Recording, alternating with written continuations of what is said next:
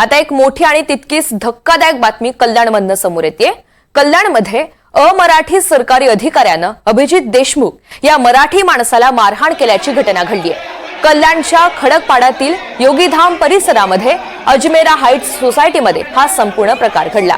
अखिलेश शुक्ला यांच्या शेजारी अभिजित देशमुख आणि विजय कलवीकट्टे राहतात। बुधवारी रात्री अखिलेश शुक्ला यांनी घराबाहेर धूप लावलेला होता। धुपाच्या धुराचा शेजाऱ्यांना त्रास होऊ लागला।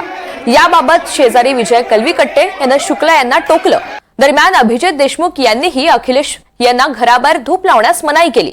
या संपूर्ण कारणावरून वाद झाला आणि अखिलेश शुक्ला यांना बाहेरून 10 ते 15 जणांना बोलावलं आणि सोसायटीमधील लोकांना लोखंडी रॉडनं मारहाण केली। यामध्ये विजय कलवीकट्टे, अभिजित देशमुख, धीरज देशमुख हे जखमी झालेले आहेत। या घटनेचा व्हिडिओ सध्या सोशल मीडियावर प्रचंड व्हायरल होतोय। पोलिसांनी या प्रकरणी दोन्ही बाजूंच्या तक्रारीच्या आधारे आता गुन्हा दाखल केलेला आहे।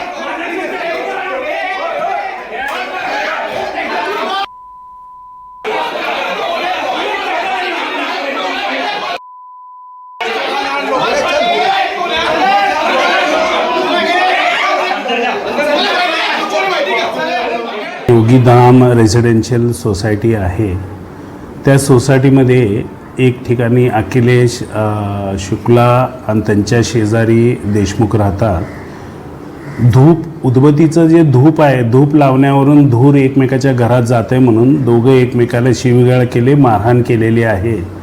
मारहाणीमध्ये देशमुख जखमी आहेत। दोघांच्या तक्रारीवरून दोघांचे गुन्हे दाखल करण्यात आलेले आहेत आणि तपास आणि चौकशी चालू आहे।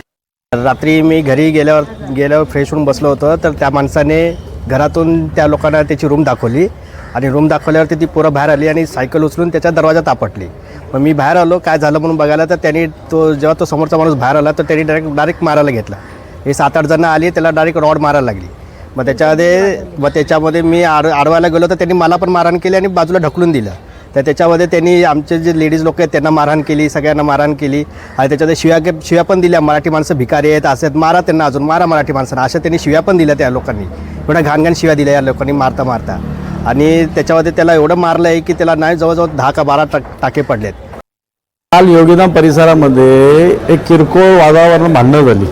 एक शुक्ला नावाची होती, ती दिव्याचा वापर करतोय, त्यामुळं त्यांनी त्या बाजूचा जो आहे कालवेट म्हणून त्याला मारहाण केली आणि देशमुख कुटुंब हे सोडवायला गेल्यानंतर त्याला एवढं मारलंय की मरतो का जगतो। आज सायन हॉस्पिटलमध्ये त्याला ॲडमिट केलेलं आहे आणि इथं पोलीस स्टेशनला तो काल येऊन सुद्धा त्याला ॲडमिट केलेलं नाही। पण त्या देशमुख कुटुंबाच्या सोबत बरोबर त्या सोसायटीच्या सोबत आम्ही महाराष्ट्र नवनिर्माण सेना पूर्ण ताकदीने आम्ही त्यांच्या पाठीशी उभे राहणार आहोत आणि जर येत्या 24 तासात जर त्या आरोपीला अटक केली नाही तर महाराष्ट्र नवनिर्माण सेना ही रस्त्यावर उतरणार आणि रस्त्यावर उतरल्यानंतर काय होतं हे आपल्या सगळ्यांना माहिती आहे। 24 तासात जर त्यांनी अरेस्ट केली नाही तर 24 तासानंतर महाराष्ट्र नवनिर्माण सेना त्या शुक्लाला जिथं असेल तिथं आमच्या पद्धतीने आणून इथं पोलीस स्टेशनला जमा केल्याशिवाय आम्ही राहणार नाही।